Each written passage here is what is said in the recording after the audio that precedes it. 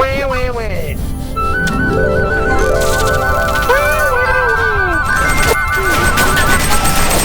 Dude, I'll fucking kill you. I'm a part of the military. Alright, you got me, pussy. Hello and welcome to another video from Paraplays VR. And this video, I wasn't really expecting to make this video, as I'd already done hover junkers. But as I jumped back in, I wasn't really aware that you could get two people in one junker, as it were.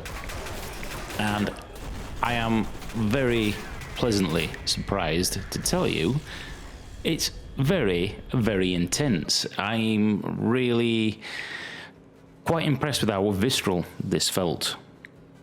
And what we're going to do in this video is we're going to jump in. I'm going to give you my comments after the match of how I thought it actually went and how it feels, and the whole world of hover junkers, from playing in a single junker to actually playing in co-op, where one of you drives and shoots and the other one is a dedicated shooter, which would be moi.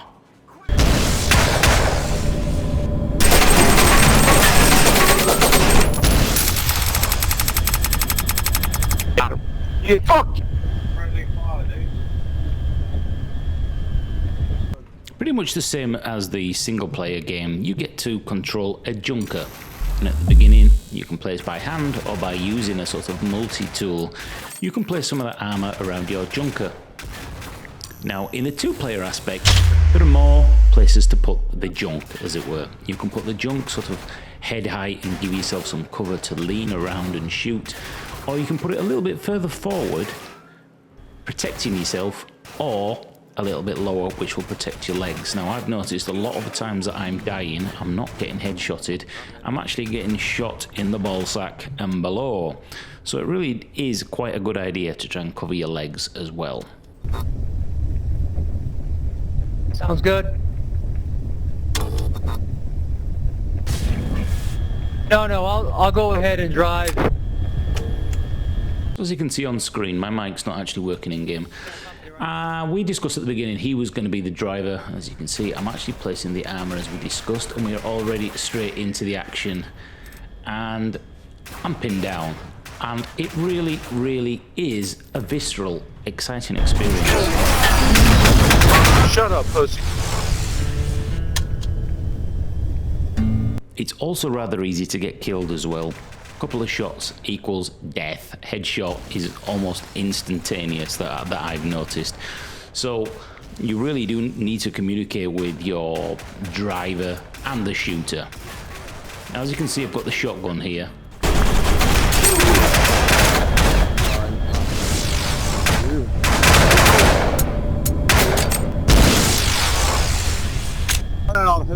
The shotgun is brilliant if you can get it face first, basically stick it in the face and blast. You've got 3 rounds in that, it's very good. But the main use of that shotgun is to enable you to actually take the armor down on the enemy junker.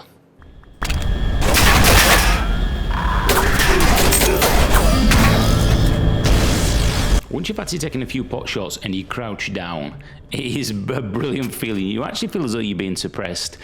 And of course, there are gaps all the way around this junker, so you really have got to watch what your positioning is and communicate with your driver, because there are drops around the map that you can pick up that look like a crate, and you get extra armor that you can put on your junker. So really you do need to cover each other.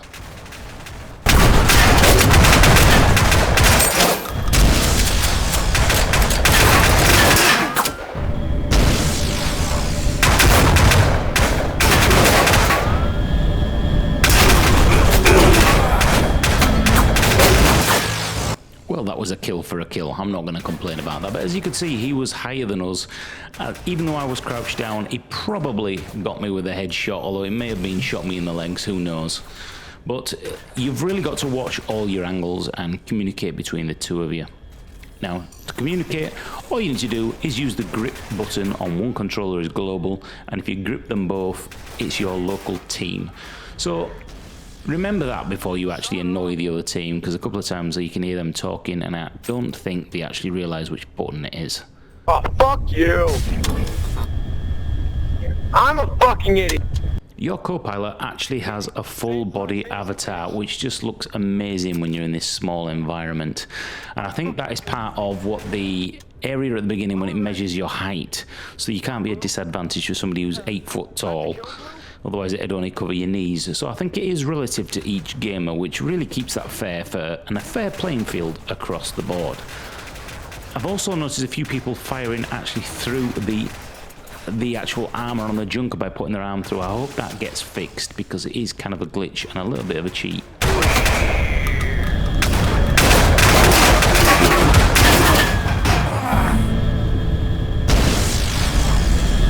Fuck you.